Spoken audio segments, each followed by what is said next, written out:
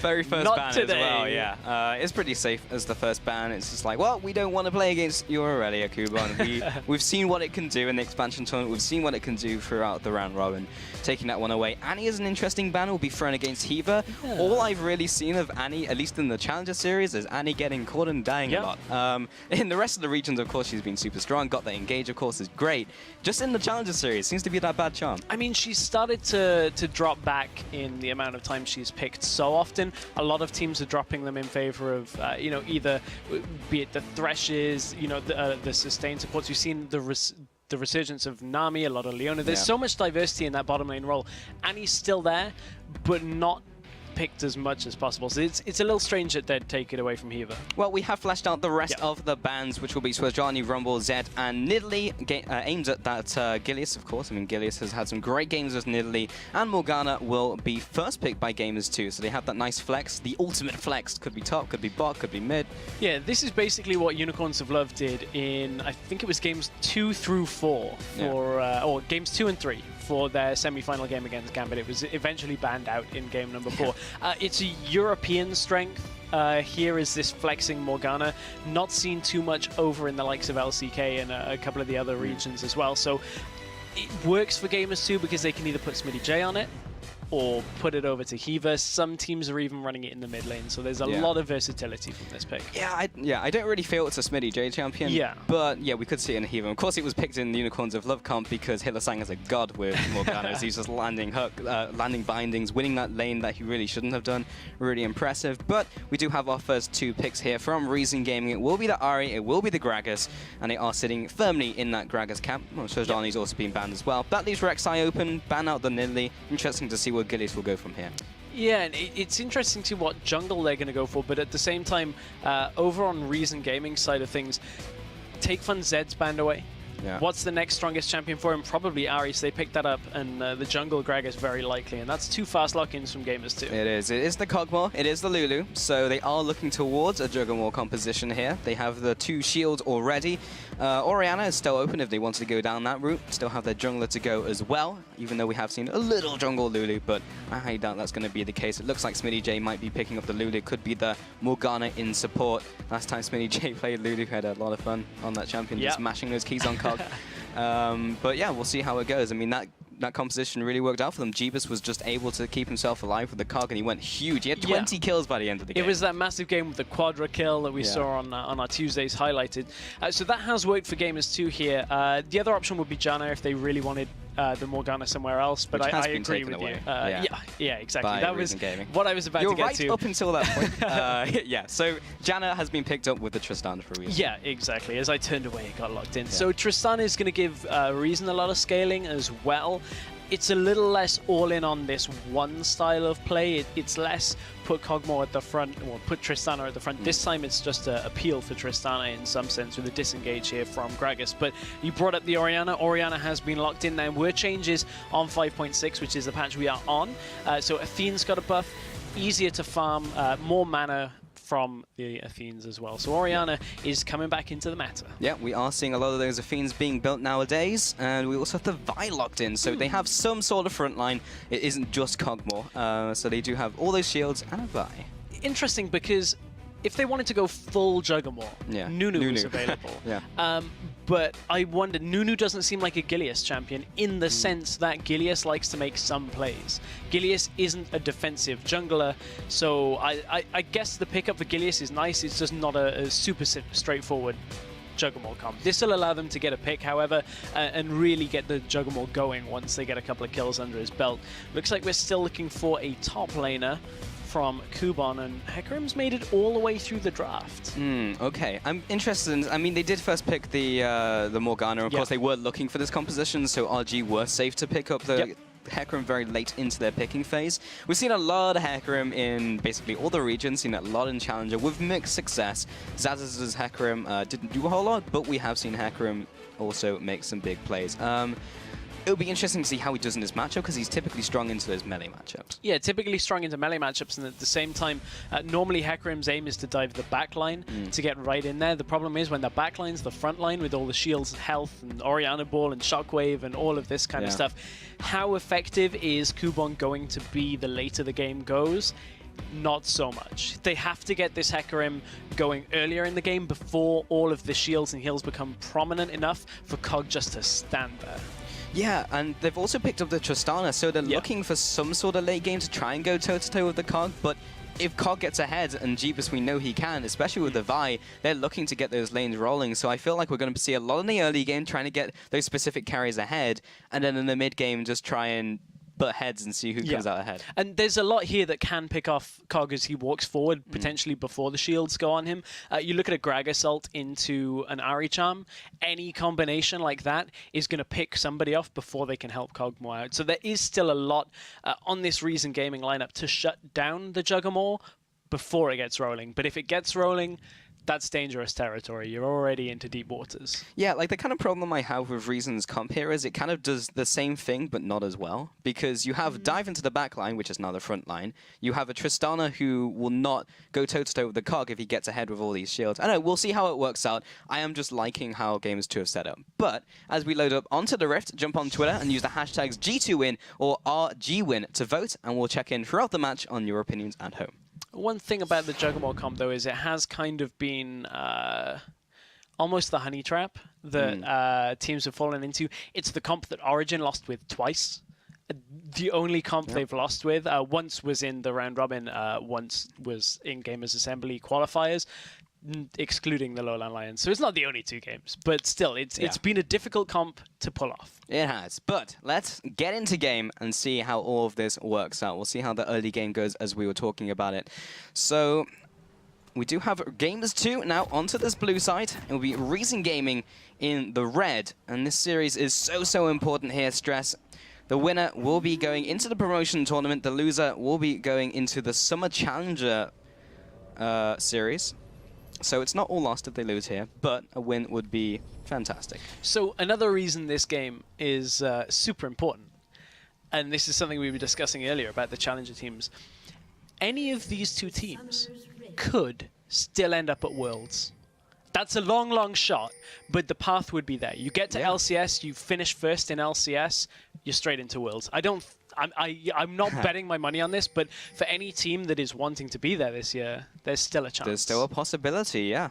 And wouldn't that be a rise to power? Coming in from the third place match all the way to Worlds. I mean, H2K have been sitting very well in the EU Spring Split. We'll see what their growth is like Summer Split, but that's not to say that the likes of an Origin, a Lowland Lions, a Reason, or a Gamers 2, if they really just fixed a lot of the issues, could be there. But you can see already both teams have their strats planned out. Deep wards in for checking for the lane swaps in this matchup, and Gamers 2 are actually all going to recall back out of here, so it'll be interesting to see which team is the one that looks to initiate and who gets spotted out by the wards. Yes, we do have Kuban as well, sitting on his Hecarim. He has gone for the Flask, of course, so he'll be going for most likely Wolves. It will allow him to get either boots or go for some more consumables, depending on what he likes to do. And we'll see what he'll do with this one. Typically, race is not quite enough to get you boots. Wolves will actually allow you to do that. So they do see Libic and Celiva going into the bot lane from Gamers 2. And Reason Gaming will be seeing Jeebus and Hiva going into the top jungle. So neither team is going to end up in the 2v2 here at all. So it's going to be those 2 versus 1. So I guess Kuban's going to recall, get the cloth armor then this time, not the boots. Maybe just the extra pots in the ward. A lot of options here for Hecarim as you do this start. And I actually like to see that the top laners have started bringing more things into it. Hiva is reading this level 2 gank, or level 1 gank here into the middle lane. Binding, juked out by Take Fun, very nice. Takes a couple autos, however, has to back off, but he still has both of his summoners, so it's not awful. And he puts down a little pressure. I mean, he has nothing else to do, really. He's coming back again. Coming in for round 2. Can he land the binding? There's the Q. There's the binding. If at first you don't succeed, try and keep trying until you're at level 3. Well, Libic has seen his counterpart do something. There's the charm landing there. That's how you hit skill shots. Libic follows up with the Zephyr. The auto attacks, the flash forwards as well. The first blood goes to Libic. Great play. I mean, both supports wanted the same play there, but it's Libic that comes out ahead, and now he's going to be able to head back down to his partner in crime, Tristana, but both AD carries have actually started shoving this fairly quickly here. You can see Jeebus is pushing it into the turret himself. I wonder which team is going to get more damage here onto the turret early on, because it's kind of something we're seeing more and more now is these AD carries trying to bounce the wave, stop the top laners from teleporting in and getting a massive wave of farm, and then you just allow it to freeze back further in your lane. We'll see if that is the case. Zayu is definitely heading into this bot lane though, see if maybe get the fast push off or maybe just take the Krugs. Seems what Zayu is looking for currently. They are pushing this wave in towards them. Kubon in the top lane has finally returned, and he'll be trying to get some of that CS. Jeebus has, no, he's the only one left in the lane, but he'll still be able to get harassed down. He actually opted for boots, which, if anything, tells me he's assuming he's going to be in a 1v1 situation. Yeah. He doesn't want the... he's not expecting a lot of trading here from the 2v1, so he's just fine to go, I'm going to go boots and hope you don't exploit this at all, because that's actually quite dangerous here, that he's only gone boots, no resistance. But this bottom lane tower is getting pushed down pretty quickly. Tristana, after the rework, has a lot of tower damage now. Yeah, explosive charge. There's so much damage against turrets. As the barrel. And here comes this next minion wave. It probably is enough to take this turret, especially with Janna with the shield. Smitty J gets knocked up, and Zayu will just punch away this tower. Now goes into Smitty J, but we do have Gideus here for the counter gank. There's the Vault Breaker. And they will be pushing them away. Not sure if they can quite get in range, but they do land a binding onto Libic. The team is not there to follow up, though. Smitty J and Gideus would have to pull a lot to deal the damage to take down Libic.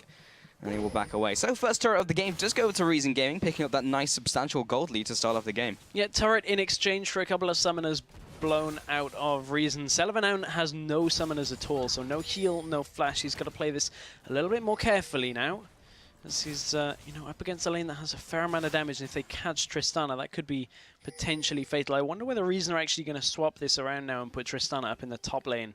Kubon's actually having an okay time up there. He's getting farm. The problem is so is Cogmore, and the longer they wait with Cog, the ticking time bomb will certainly blow up as soon as he becomes that Juggernaut. Very true, but Reason Gaming do have the early advantage, so as long as they can snowball that, they can stay on top of this composition from Gamers 2. Gileas has opted towards the Skirmishers, interestingly enough, for his jungle item. Zayu has gone for the Stalkers himself, has all the sustain in the world, does not necessarily need to go for Trailblazer. Gileas, though, has opted towards that.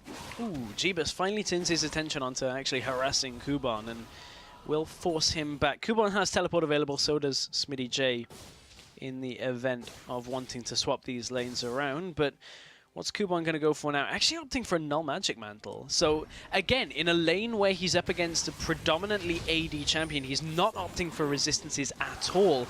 And he's just banking on the fact that Jeebus won't want to trade, but we just saw how that trade went against him. He's expecting them to swap the lanes anytime now. Yeah, he's going for the opposite resistance of what we would expect. We do have Heaver heading into this bush now, just staying in the shadows, as Gileas is also heading into the top lane, maybe trying to get ganked down onto Kubon. And they will be pushing in this wave. This will have to be pretty slick if they are to pull it off. Kubon is almost 4 HP. He smells something, yeah. Puts the ward over the wall, but has not found Vi. No matter how this works out, Reason Gaming will pick up an advantage in the form of Dragon. So they need this kill to go down, and they need to probably take the turret on top of that. And all Kubon really needs to do is back away. I mean, Gileas does not have his ultimate, so yeah, the pony is out. Kubon playing this one smart, knew he just couldn't sit in that lane. He doesn't even have that Hex Drinker completed yet, which of course will give him a little bit of damage and a little magic resist on top of it. Not enough, however, to sit in front of 3 people under that tower, as that tower is going to take a fair amount of damage. But down in the bottom lane, look at how much freedom Tristana's getting here. Already pushing Lulu all the way in towards this inner tower as well. Yes, she is behind on farm. Now the turrets are evened up. Ooh, Smitty J's going to trade with Celiva here. They're both level 5. But can't risk Celiva stacking up that bomb there on Lulu. It does far too much damage once you have those 4 stacks on it. Yeah, what a lot of people forget is if you do get max stacks and you jump on them with a rocket jump, and it doubles the whole amount of damage, which is quite a lot, it turns out, in the early game. Typically, though, she never actually gets to do that, so she's actually a fairly weak laner. But we do have Kubon, or rather, Take Fun and Iker in the mid lane. Have not really talked too much about them, as everything has been revolving around them in top and bot. But they are equal CS, and not too much has gone down just yet. But we'll see where Iker goes with his item build. Talked about the Fiends earlier. Top lane is still being pushed in by Reason Gaming. Gileas and Heaver are rotating in from the bot side. Let's see if they can push them away from this turret. Kubon does have his ultimate. The other two, however, are fairly low in terms of levels.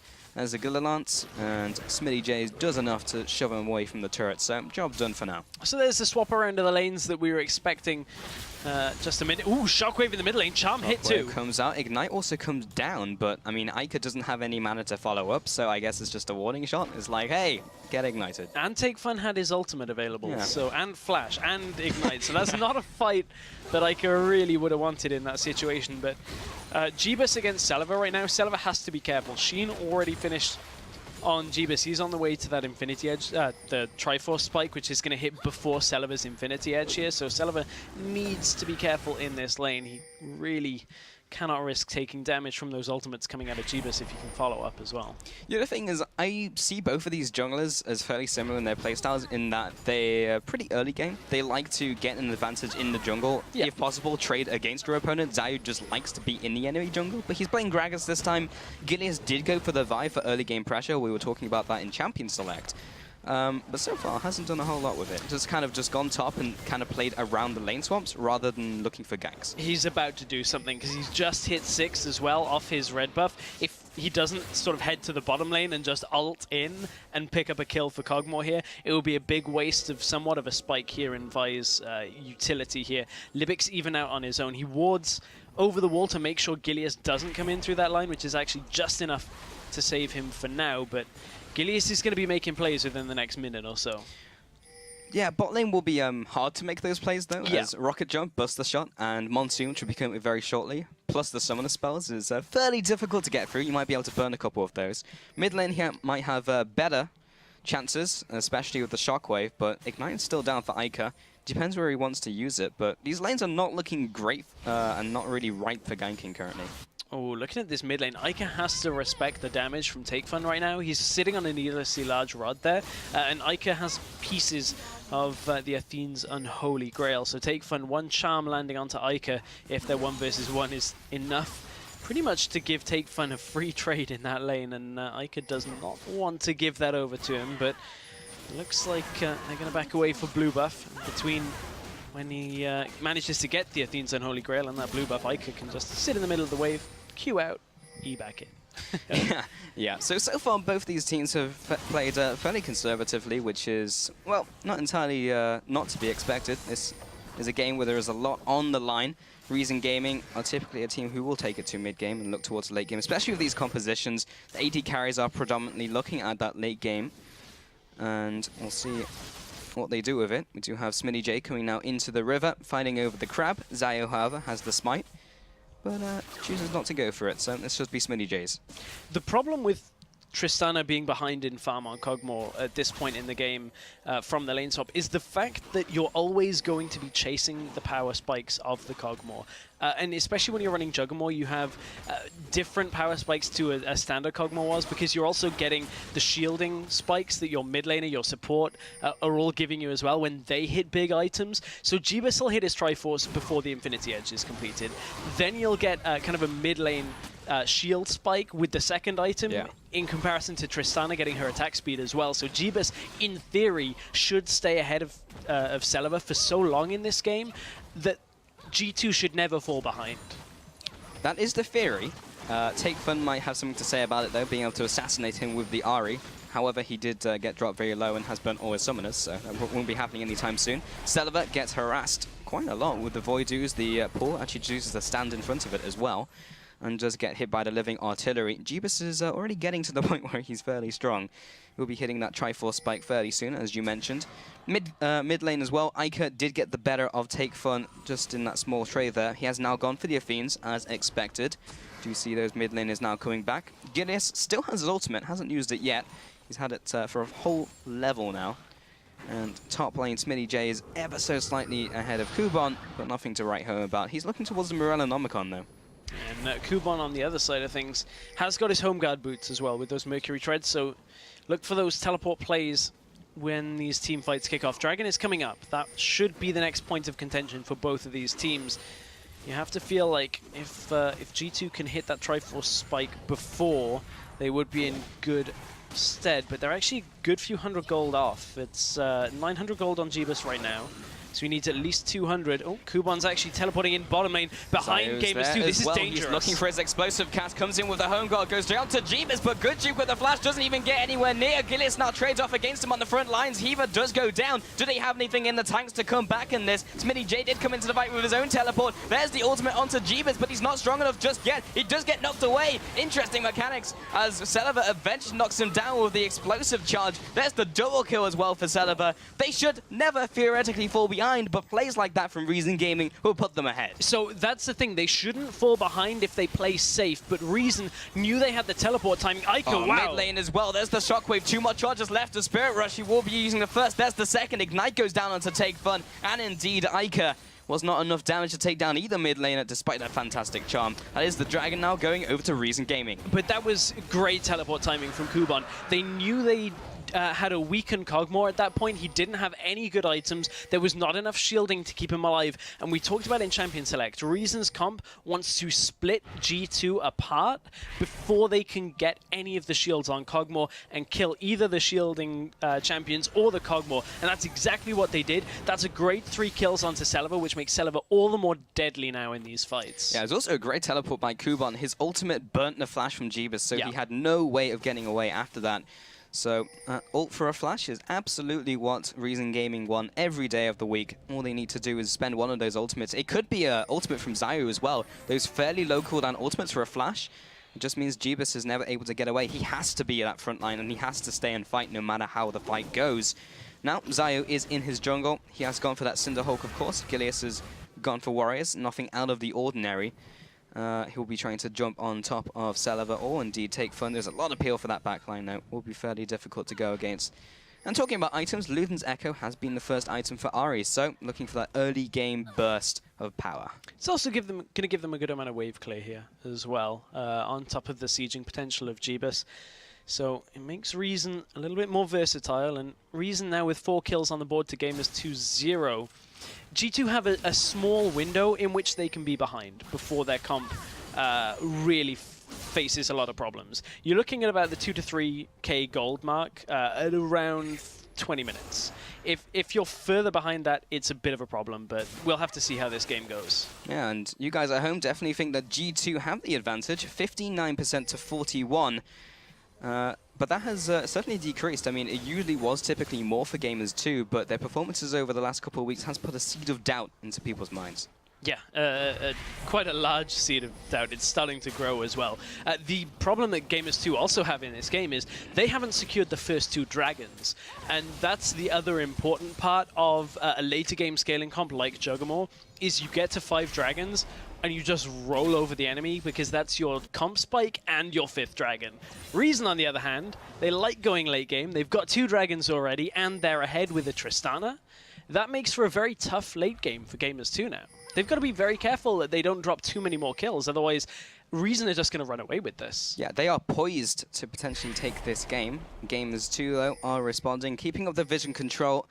There has been a decent amount this game, especially with, well, Dragon isn't on the horizon, but they are keeping it up regardless. Jeebus trying to get the harass down onto Celiva. He is now 3-0. He's in pretty good shape, already has his own Infinity Edge, so he's trying to match those power spikes from Jeebus. And in the mid lane here, as Libic just carries on warding, do have Zayu heading into the top lane, trying to get something done, has been warded up. Kuban does get turned into a snowman briefly, follows up with the damage from Rampage, does not choose to dive the tower. Smitty J has his ultimate, but it won't be enough to keep him alive from all this damage. There's a Spirit Rush, there is the charm, there's the Orb of Deception, and Kuban as well for good measure.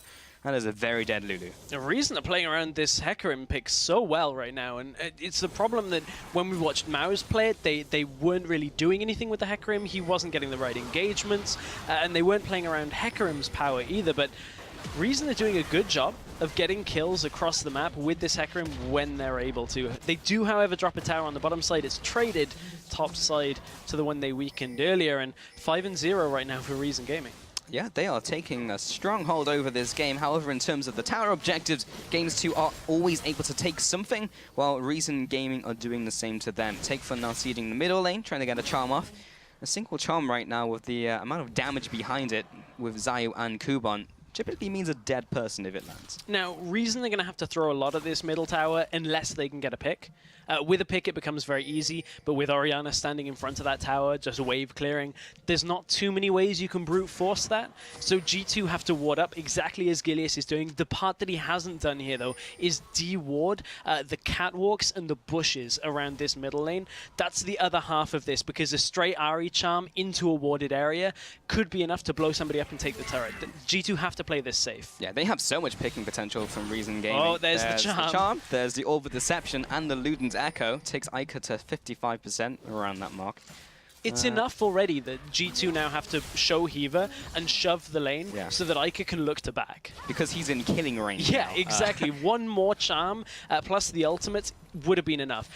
This is now good de-warding out of G2.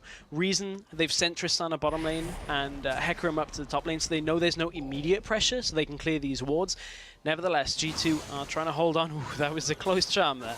It is. Jeebus, though, with the follow-up. Yeah, he's very fast with the shield, the help picks, and the whimsy, plus the extra movement speed he'll be getting from Ica makes him a difficult threat for sure. Plus, they won't be able to see him, as Black Shield was also a thing.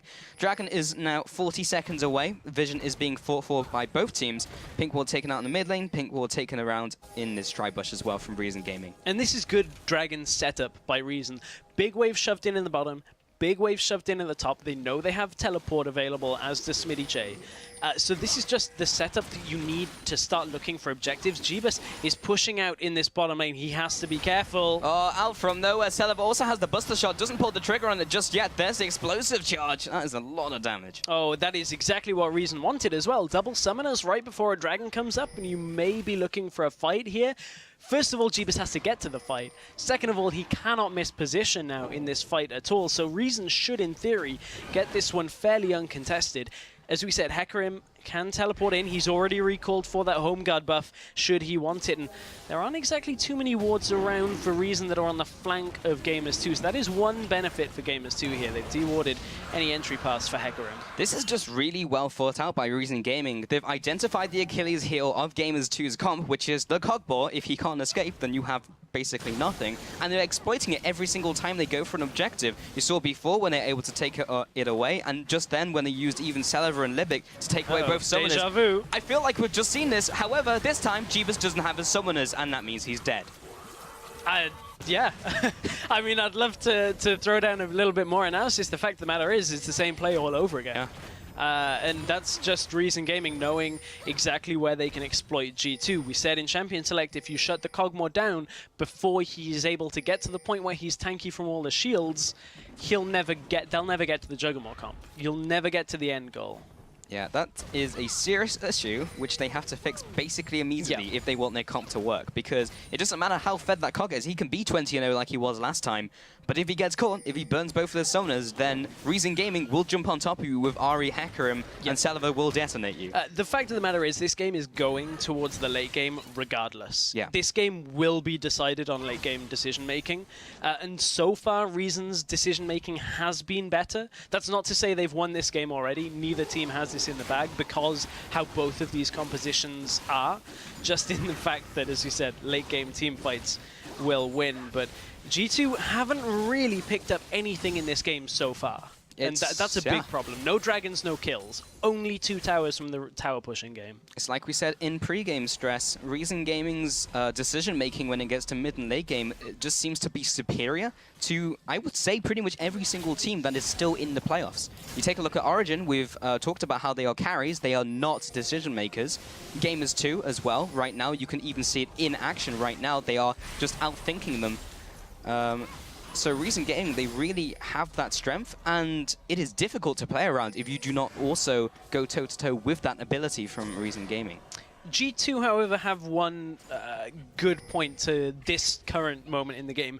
Now that Jeebus is past level 11, they have that big spike from the second rank ultimate from Cogmore. So if they can use that to siege, that'll be a very effective way of pushing Reason in. You can see Ica has a lot of damage as well. They could Take Fun. He goes down. That is a lot of damage in a very short amount of time. This pick will allow them to get the middle turret. Yeah, G2 knew that was their time to group. They had the items the level spike as well. But Celeber, meanwhile, is taking an inner turret, so already Reason have the benefit so far, but this turret's going to die very quickly. It will. How much can they get off this 1-3-1 push? Well, Kuban is in base. They take the middle turret as well. Fantastic. Kuban does have his teleport, though, and indeed home guards. He's waiting for it. He's hovering on the fountain, just in case they want to pull the trigger. Meanwhile, in the bottom lane, Celeber is still pushing. And the teleport came he's through. Going to take the inhibitor turret, and Smitty J, they do go for this fight in the mid lane. Zayu, he will go down, but all they're trying to do is delay the recalls, because there's nothing Lulu can do to stop Celeber. He might just take an inhib here. They need to close in behind him. He now chooses to back off as he clears out the minion wave.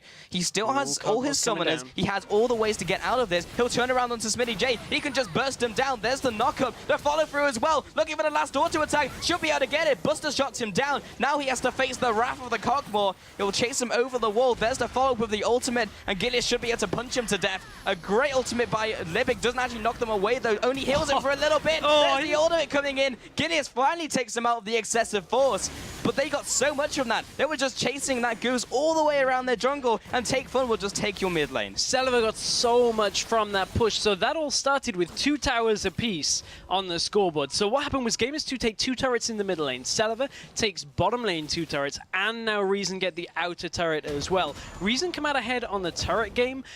Gamers2 got a good few kills in that trade as well, so that'll help them with their itemization. But again, this is just pushing us to the point where both of these later game carries are starting to get very scary. You can see that even Jeebus, while being quote-unquote behind from earlier in the game, has a lot of damage now that he has his 2 items completed, with those ultimates falling from the sky as well. Celeber on the other side has a BF sword on top of his already Infinity Edge and Static Shiv, so both of these teams have got to respect the AD carries. Yeah. But Celeber is always, bizarrely, the split pusher of Reason Gaming. We saw it actually in their series against Origin in week 2, where he was on Graves and he was just pushing their mid lane. And he's always the one making the split push pressure over Kuban, who has the teleport. Yeah, I mean, Kuban with the teleports as well is a big point. You look at that last engage, he teleports in, couldn't actually get the engage from the side with the Hecarim either. Zayu, you have been caught, sir. He can get away. There's a lot of damage from Jeebus. Comes through. Oh, he'll flash over the wall. That was an aggressive flash.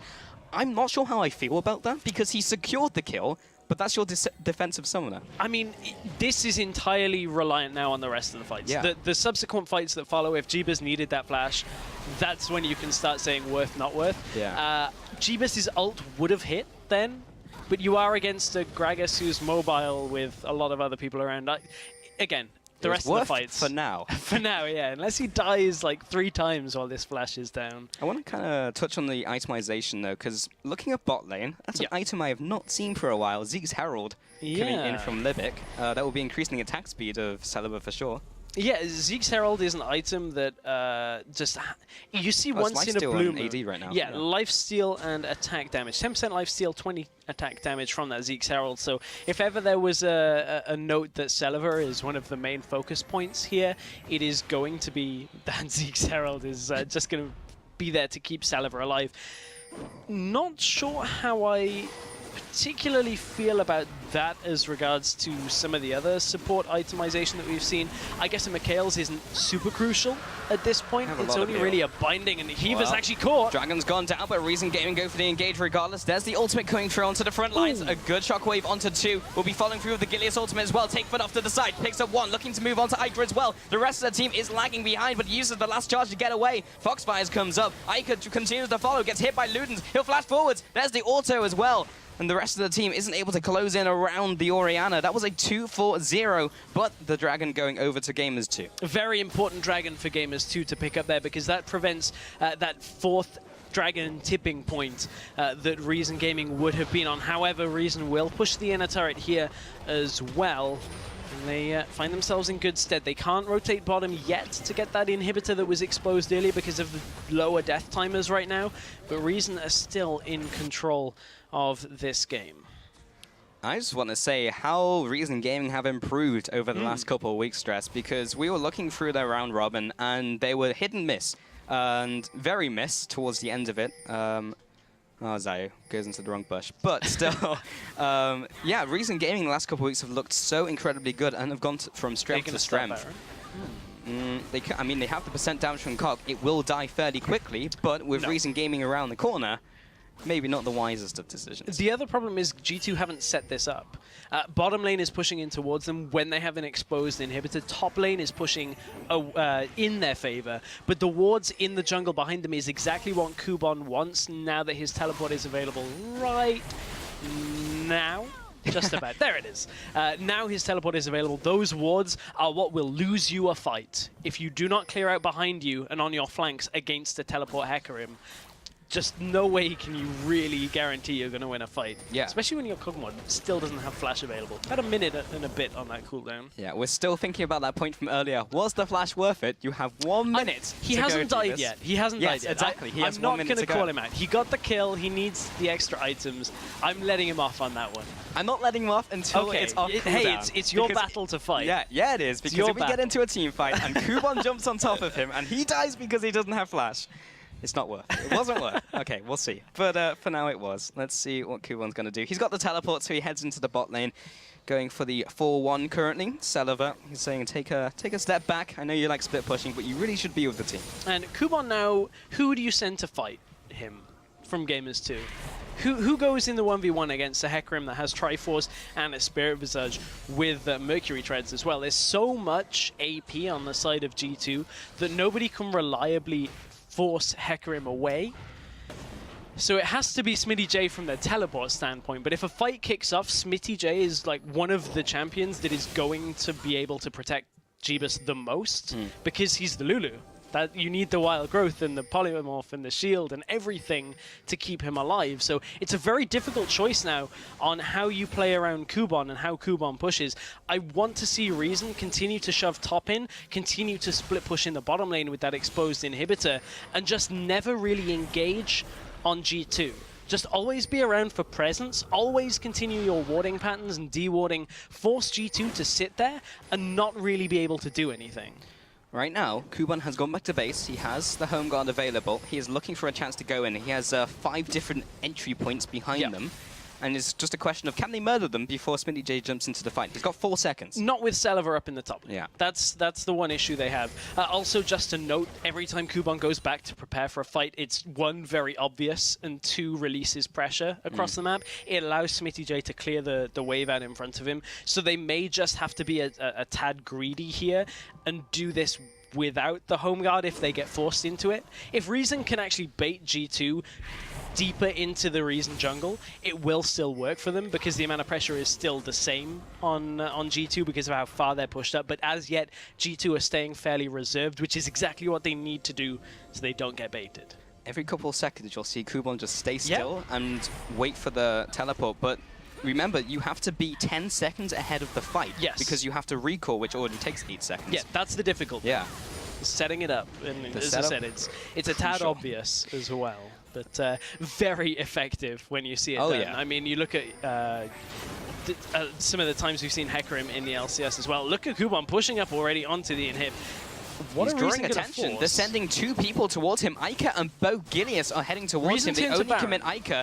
He's still going for that inhib. As long as they can take him down. Oh, Take Fun taking so much damage in from Jeebus. He will get exhausted trying to get on top of him. But this is a 4v4. There's the jump. He will get the smash down. Oh, and Take Fun blows him up. Also, Celiver over the wall. No one can get near him. That's a 7-1 Tristana deleting your team. Take Fun as well tries to get into this fight. Gilius now jumping away. The ultimate has to be used on top of their jungler, and meanwhile they've just left the horse in the bot lane to take the inhib. Great all-in bait by Reason Gaming. They're like, we're starting Baron because we have to show that we're doing it, so you actually come to us. We can't just stand around, there's too many wards here, and G2 had secured the crab vision as well, so Reason had to say, we're doing this. Here comes the teleport in from the base, so this is Kubon about to go huge if they can get into this fight. Looks like they don't want it. They want to take Baron instead, which I think is a very smart choice right now. Yeah, they're still pressuring though. Gamers 2 are on the doorstep. Gilius jumps in, tries to get the smite down. There's an ultimate only onto Celiver, but he might be the person they need to kill. There's the rocket jump. There's the reset as well. Just back into the fight. Smitty J is out of mana. You have nothing to do. He just gets shielded though, but will he pop?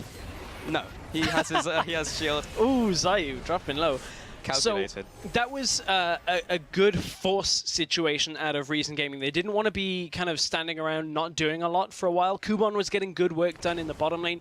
They knew that Celiva was very strong at that point as well before the fight. So they start the Baron knowing they were in full vision, peel away from it as soon as Gamers 2 step into the river, and then take the fight. They know Smitty J has to teleport in, which gives Kuban the inhibitor, and then Kuban can back to base, teleport in to secure the Baron. Good calculated play out of Reason Gaming. Celo hasn't been back yet, and he just picked up a lot of kills. Yeah. I'm wondering what he's going to be picking up and how much gold he has. He'll be, yeah, he's already incredibly strong. He's already set on very... 3K. That's a big item, straight up. Yeah, and he's already ahead of Jeebus, and there's a Last Whisper. So he's currently sitting on 4 items compared to 2.5 from Jeebus. I'm just trying to think of ways where Gamers 2 can come back into this one, Stress, because Reason Gaming, they've outfought them at pretty much every step of the way. They've got the Baron, they just took the Dragon, now 4 Dragon pressure. They have everything going in their favor. The problem for G2 was their composition could afford to be a little bit behind. But against the Tristani, you fall this far behind, especially after COG had the better lane swap phase. We were kind of expecting COG to stay ahead, but it was that bottom lane fight that gave Celiva 3 kills that just made Celiva far too difficult for G2 actually to handle. And now G2 have to just dig in deep and hope that this Tristana isn't strong enough to just roll over everybody, which unfortunately she is. Yeah. And Celiva has had a great game here. This is going to take one do-or-die fight, and I don't know whether Jeebus has the damage. Look at that explosion damage onto the turret. That's another exposed inhibitor. Yeah, he's 8-1. Every single other member of his team only has 1 kill. So you can see where the kills have been going this game for Reason Gaming. Mid lane is pushing in, top lane's pushing in, bot lane's pushing in. Reason Gaming have really been playing the waves well as well. I mean, we haven't said that about too many challenger teams. We've been like, you need to push that, you need to push that. But Reason Gaming have been all over it. They've played it by the book. They've got the wards. They went for the dragon, and I can definitely see them. I can see them twice. Hey man, it's all good. But Gamers too. I mean, Reason have managed this map control very well against a composition that really needs to be as 5 to fight, which is one of the Achilles heels of the Juggernaut composition. It's very, very strong when you fight as 5 while you're even or slightly behind. But, however, Kuban is on their Nexus turrets, and no one is dealing with him. There's a big super minion wave there, and they do go for the initiate. All he needs to do is just carry on killing their base. Gilius is on the back foot. Kuban now comes into the fight. There's the ultimate, lands onto 2, kills 1, looking for more. The Smitty J will head down as well. That is 3 for 0, and they are just closing in for the kill. All of a sudden, they just crack the base, and they just go in for the jugular. Reason Gaming this game, Stress, have looked so incredibly impressive. 15-4, 11 towers to 4. Reason Gaming come out with the first win in this best of 3 in this 3rd place match. They look great this game. Reason Gaming, this is the same Reason Gaming that we saw against Origin, just with a little bit more spice, a little bit more kick to them to get them ahead in the game. And, you know, G2 played the map well to begin with. They got Cogmore ahead in farm. That's exactly what you need with a Juggernaut comp. Problem is, when you've got a scaling AD on the other side who picks up 3 kills before 10 minutes, that's very tough to balance that game. Yeah, and I will say right now, I said that I didn't like Reason Gaming's comp. They have proven me wrong. I will call myself out on that, and they just performed so well in that game. They literally did everything. We said that towards the end of the game. They managed the waves, they managed their wards, they managed all the dragons, they managed the objectives, they put the power spikes in the right times, they went for fights. What more can you ask? Yeah, still, I'm not going to undo any of their work because they look very good. Still minor mistakes, very small little things. It is nitpicking, when it's at that point, that's actually a great sign for Reason Gaming because they used to have glaring mistakes. Yeah. And now that you have to put a microscope up to see where Reason went wrong in that game, that's a great improvement on the round robin split that we've had. I mean, Reason Gaming, I don't want to say they won that game with the bottom lane engaged, but certainly that turned the game on its head. Well, you got the ball rolling for sure, Stress. So, yeah, and we head into the second game very shortly. But Gamers 2, I mean, they didn't look as bad. They didn't look bad like they did in the last 2 series. They just got outperformed by Reason Gaming. And if they're just not as good, what do they do? Because their original composition now, they tried the Juggermore. Do they go standard now? Do they try Juggermore again? Is it just the matter of the fact that the first game didn't play out for them? Is it their composition? There's a lot of questions. Yeah.